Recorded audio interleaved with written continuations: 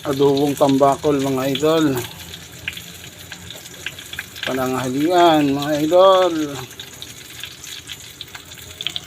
Lagyan din po natin ng kalamansi. May tanglad na to mga idol, pampawala ng lansa. Napakasarap mga idol itong adobong tambakol ko mga idol. Completos ricados mga idol.